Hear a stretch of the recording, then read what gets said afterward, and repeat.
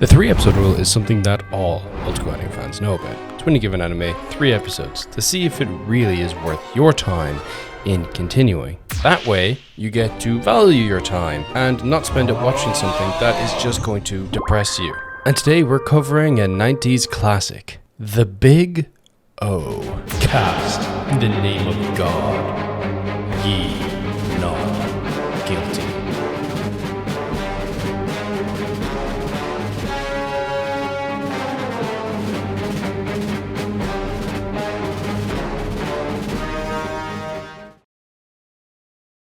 Episode 1, Roger the Negotiator. Right off the bat, the tone is just amazing. It's that 90s anime look, mixed with a noir cityscape and smooth, buttery voice acting, if you're listening to the dub, leading us into Paradigm City. It feels sublime. The style is undeniably anime, but the character designs and background art makes me think of Batman the Animated Series. The atmosphere is heavy, the lighting is moody, but where it's different is in its music and tone. A jazzy, noir blend. Even Roger's car, though, looks like the Batmobile. Roger Smith, Paradigm City's top negotiator, is our main character, and he has a simple job: to oversee an exchange of a literal person. An old man called Mr. Wainwright has hired him to recover his daughter. Her name is Dorothy Wainwright, as she's being held captive by some criminals. When the exchange takes place, Roger offers a briefcase full of money and they hand over the girl. When she takes off the blindfold, something is off. Dorothy doesn't look human, and Roger doesn't really seem to react. The audience immediately knows there's something mechanical about this woman because she's an android. You look into her beautiful yet soulless eyes. They tell you a lot of what you need to know. Then, in a sudden twist, the scene abruptly ends. Mr. Wainwright is upset that he doesn't get his daughter back. However, the thugs don't get away with the money. Roger doesn't care though. He doesn't care to chase after them. Instead, he just leaves and drives home. Stops by a bar and chats with an informant. The guy tells Roger that he really messed up on this one, but Roger doesn't care. He did his job, nothing more and nothing less. He was only at the exchange in the first place because he was being a nice guy. He gathered the information for them. He didn't need to be the negotiator for that particular trade-off. From there, Roger heads back to his ridiculously massive mansion in the heart of the city. And yes, he has a butler, a refined older gentleman named Norman, who has a striking resemblance to another elderly gentleman who is a butler that I might come to think of. But here's the thing, despite all the Batman similarities, the Big O does stand on its own. The anime style and hard lines lean into detailed facial expressions that the animated series just cannot replicate, and the heavy noir atmosphere and soundtrack make it feel unique. The City of Amnesia. This is where we learn about the world itself. Paradigm City, a place where nobody remembers their past. A cataclysmic event erased the memories of its entire population. Yet life goes on. People keep moving forward, rebuilding civilization with no knowledge of what came before. A cityscape trapped in a cycle, functioning without understanding how it functions. When Roger returns home, his butler lets him know that he has a guest waiting for him upstairs. Only accepts beautiful young women into his home, so he goes up with a bit of gumption in his step. However, the beautiful woman turns out to be Dorothy Wainwright. Not the person, but the android. She's there to ask for his protection because she has nowhere else to go. Roger has no interest in this arrangement, but before he can discuss that with Dorothy, he gets a surprise visitor. Dan Daston, Roger's old friend and Paradigm City's police chief, shows up. Roger hides Dorothy upstairs and goes down to meet his old friend, offering him a drink. The two discuss the situation, Dorothy, the missing daughter, and the trouble brewing at large within the city's elite circles. Danston tells Roger to stay out of it and let the police handle it. The situation in question being Dorothy and Mr. Wainwright. But here's the thing, Roger doesn't listen to authority. He always does the opposite of what he's told, whether it's just personal pride, or a rebellious streak, or something deeper about the person he used to be before he lost his memories. It's hard to tell just yet. The police chief leaves, and Roger makes his move. Dorothy gets into the Batmobile with him, and although he asks her to leave, she simply says, "Make me." Realizing it's pointless to argue, just drives off with her still inside the car. Their search for answers leads them to an abandoned factory with a giant hole in the ground in the center and something in the shadows. A massive structure, the kind that definitely looks like it was used to build something big. Inside, they find Mr. Wainwright, the scientist, in the control center of the factory, barely alive, with a gun wound. He sees Dorothy and calls out to her, insisting that she is his daughter. Then, with his dying breath, whispers something cryptic to Roger. Utter nonsense, but one word stands out above all: Nightingale. Wainwright dies in Roger's arms as Dorothy watches, expressionless. Roger kneels and takes a moment to pray, which actually surprises Dorothy. How, after all, could an android understand something like faith? At the same time, thugs with a rocket launcher are lining up their shot, homing in on life signals within the building. Roger's wristwatch beeps, warning him that something is target locking him. He calls out to Dorothy, and they move just in time. While they recover, he orders Dorothy to draw their fire. She's an android after all, not a living person. She obeys, acting as a distraction, while Roger remotely summons his Batmobile to start blasting at the thugs. After getting a peppering from the vehicle, thugs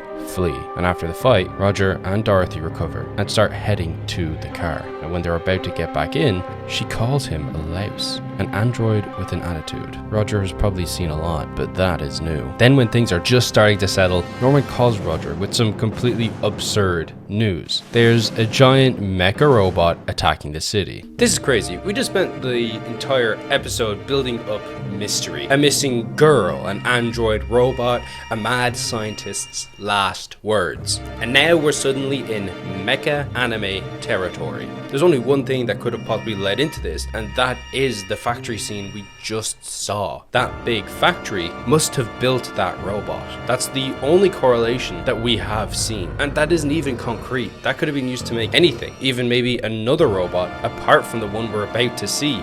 As they're racing towards the city, towards this action, Dorothy sees another old man in the window of the car and calls out to him, "Father." This android has two fathers.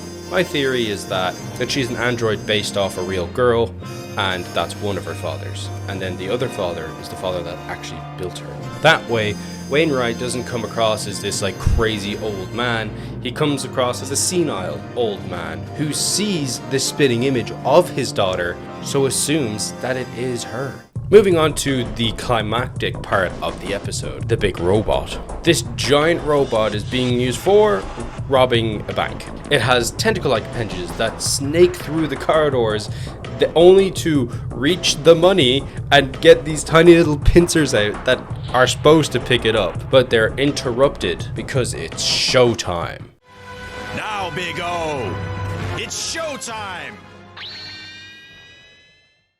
He lifts his wristwatch, the same one that helped him escape the rocket launcher, and calls into it, "It's time for Big O epic time." And the robot suddenly erupts from the ground. You'd think, being seemingly the protagonist of the story, that he might actually care a little about the city, but this robot devastates the building that people are living in. The robot itself is this massive black mega dais, is what they're called. The Big O rises from beneath the city, tearing through buildings like nothing. Roger hops on in just like that. It's a mecha battle.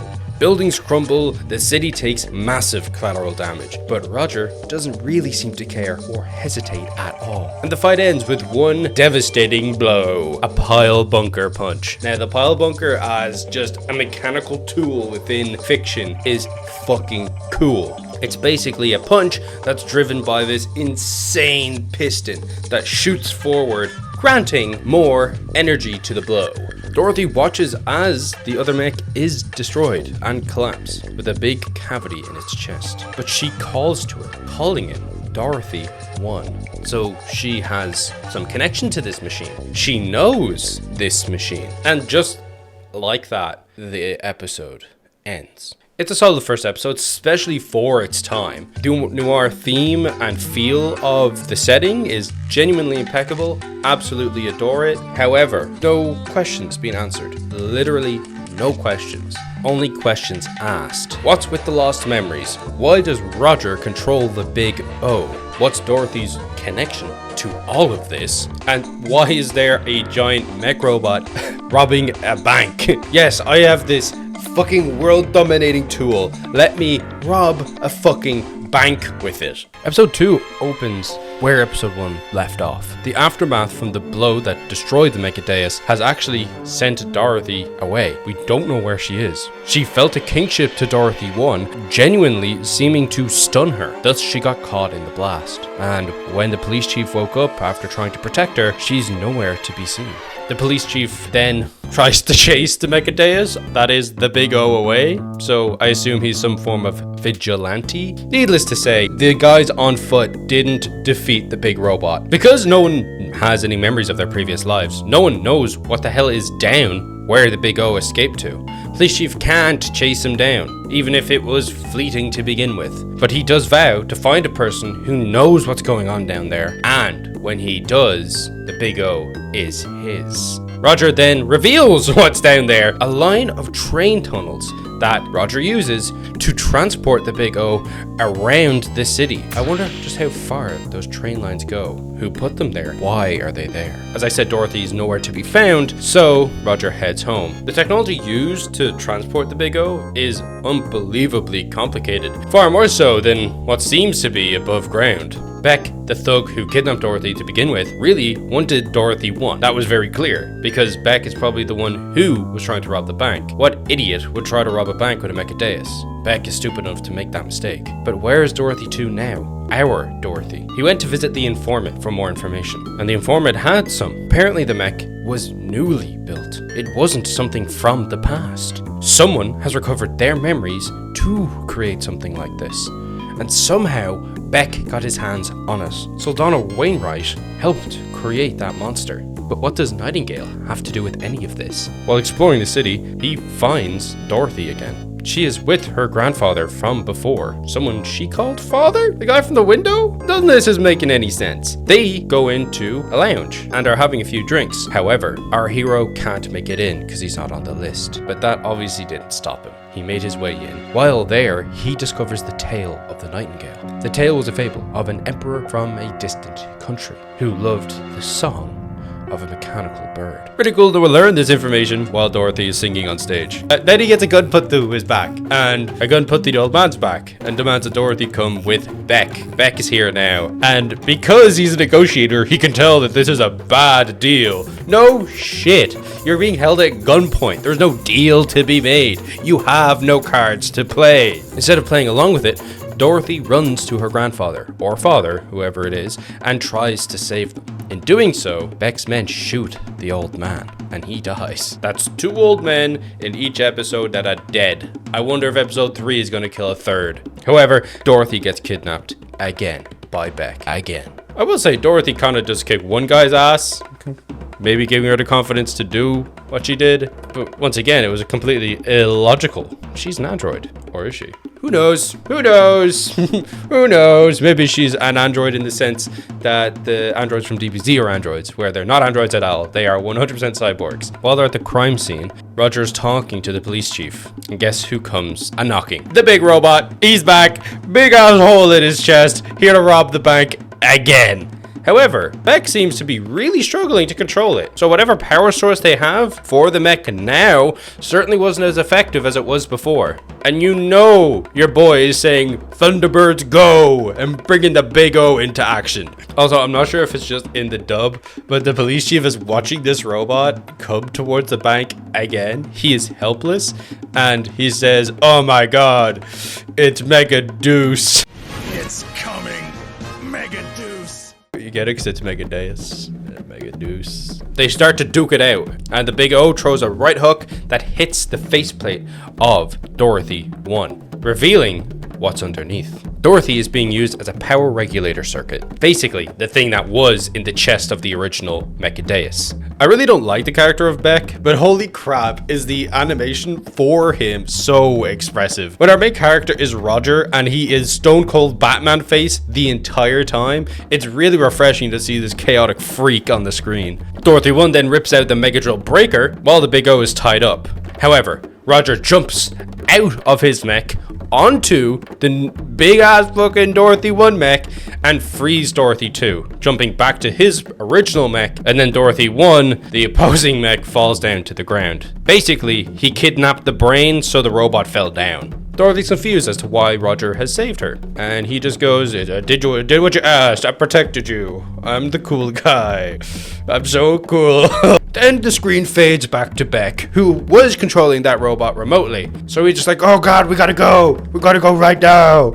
And they open the back of the van and it's just stone-faced fucking bruh sound effect. So he picks up the car with the boys in it and just throws it to the cops. Which, by the way, this would have killed everyone inside. There is no question. They are dead. The van becomes cheeseburger. And then he does his fucking mugging detail back into the ground. So when Beck got put into prison, he reveals some of the truth, which is done in a monologue, something I'm not a big fan of. I would have rather have enjoyed seeing that information being displayed in a more creative way than just a dialogue panning shot thing. It really devalues the mystery if you're just gonna basically answer it in a flashback. So Mr. Rainwright, the old guy from the first episode, gained his memories back, and he created these robots for a living before. So he created Dorothy 1 to fund the creation of Dorothy 2, so he could recreate his late daughter. Honestly, a touching tale. So Dorothy is now going to chill out in the gaff and be a little maid. By the way, the music in the funny moments does not suit. It's straight up like Cartoon Network fucking music. It doesn't work. You're hitting this, it's like fucking you're hitting us with music from El Noir, right? The PlayStation 3 game. That thing, bang, soundtrack absolutely unbeatable. And then you're gonna hit us with the silly sneaky snitch movie music as soon as you want it to be funny. It just doesn't, you can't whiplash people like that, bro. It destroys the tone of whatever the hell you're going for. The joke, by the way, the hilarious joke that they're playing this goofy music for is, she could stay as long as she follows the one rule. Even I follow this rule. You have to wear black. She's wearing black. Her new costume is black. So, I don't get it. I just don't get it. Overall, this episode is a little lackluster, okay? I really do quite enjoy it overall. Having watched it for the third time, I picked up pretty much everything there is to get from this episode. But from my first viewing, which is what a normal person would be, watching it for the first time and then never watching the episode again, honestly, it just kind of felt like the repeat of the first episode. Old man, bleh, mech battle, android, safe. That's the plot beats of the first two episodes, and they are the exact same. Episode 1 asks 101 questions, which we get the answer to one of, how Dorothy was created. That's it. But episode 2 also asks a plethora of questions. The original old man, who the hell he? Who that guy? And the pacing is slow. The jokes don't hit most of the time unless they are organic. But when she calls him a louse in the first episode, that's funny. She's an android. She's talking all robot matter, and then she straight up just goes, you're a chump. Catches him off guard. That's funny. Her talking into the ground when she's supposed to be talking to him. She doesn't realize that that's necessarily a bad thing to do. Another funny moment because it's being played organically into the moment. That's not saying like in real life every joke hits. I goddamn know that most jokes actually don't. At least if you're me, most jokes don't hit. I think they're hilarious, but you know yourself. It's literally just the most annoying thing ever. It's just so not fun when it literally catches me off guard. I'm like, what the hell?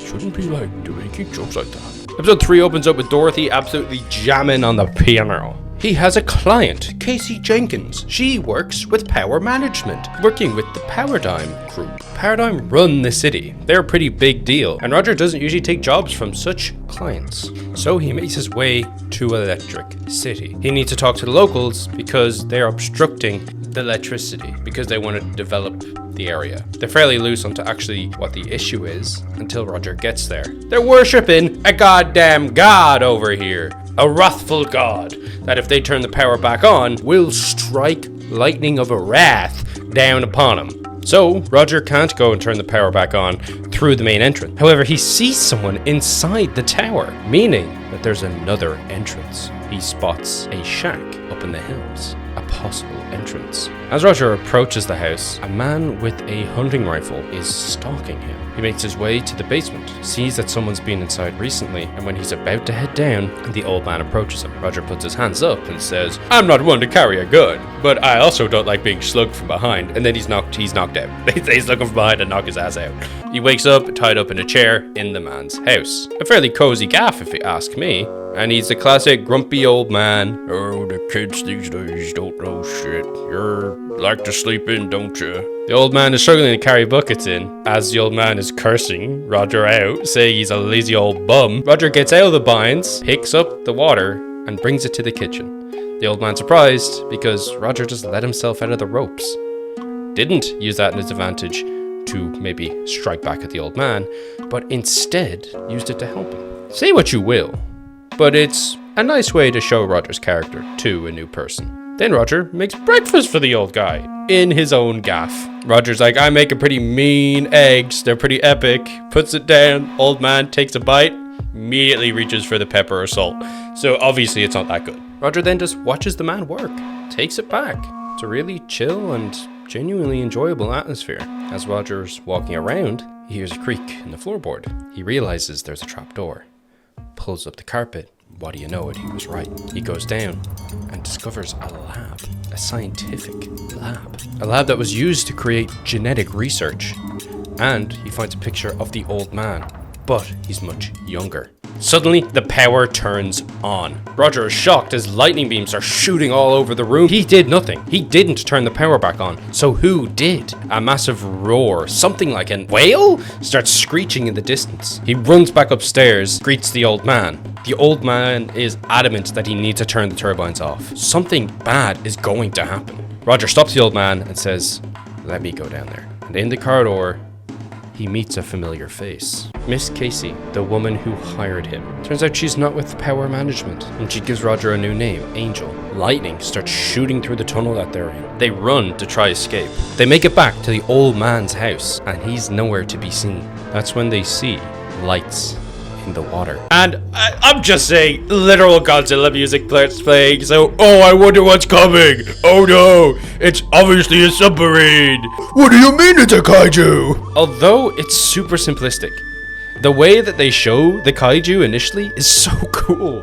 It's this black snake with very little detail, and it's being shown on a large scale to, show how goddamn big it is. But the simple and bland coloring makes it more imposing.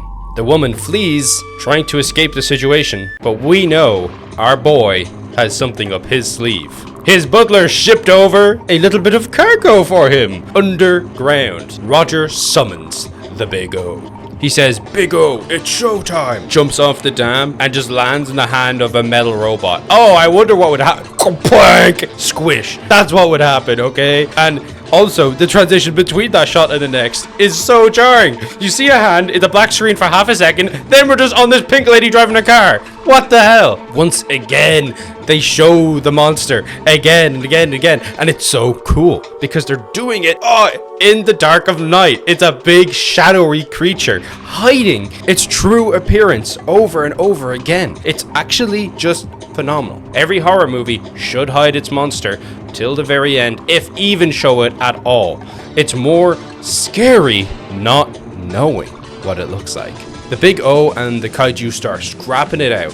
It's, nothing too interesting about the fight itself, other than the fact that the kaiju opens its mouth really crazy wide and tries to eat the robot, and then it gets pulled off. But the kaiju is winning. The kaiju is beating Big O, and it's because it's being powered up by electricity generated by the turbines. However, the old man is seen again on a boat. He heads over to the turbines, turns them off, and the Big O wipes the floor with him. Once the monster's dead, they can use the turbines to power the city, and it is beautiful. As he goes home, he reflects on his journey and is greeted by Dorothy playing the piano again, putting a lot of fucking motion into it and stuff. He scolds her, saying there's no point in playing, but she's playing the blues, and he asks her why, and she replies, "Even I feel like playing the blues sometimes," and the episode ends. The episode itself is a cautionary tale. When people remember their memories, it doesn't always lead to something good. Far more likely, it's going to lead to something bad. When someone discovered their memories in the first 2 episodes, they made a robot that caused devastation to the city. And when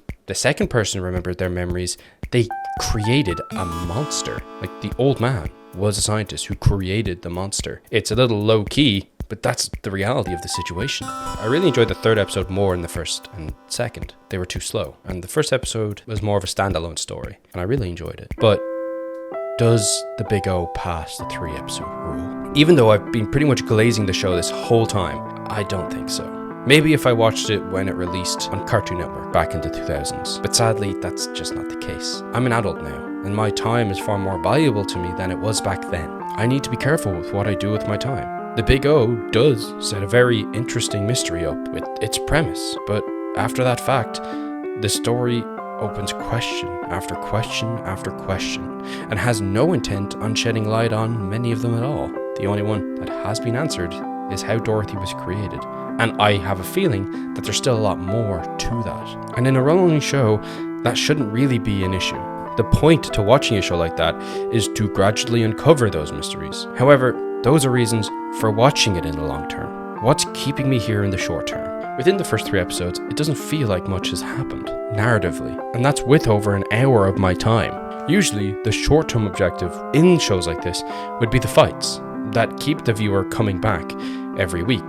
But to me, the fights are the most uninteresting thing about this series. The fights are bland and meandering to me, and they somehow feel hollow. I don't know where these robots come from. I don't know why the main character fights. The entire show feels like I'm watching the 90th episode of a show that I have never seen before. You just have no idea what's going on, which just wasn't that satisfying to me. Don't get me wrong, the overall mystery and themes of the show I really do enjoy, but there's no short-term objective for me. There's nothing keeping me watching episode to episode, at least in the beginning. Maybe if I watch later into the show, I'd feel more passionate about the mystery aspects that will be discovered. Early on in a show, you need to hook your audience in with something else, and the mech fights are that for people, just not for me.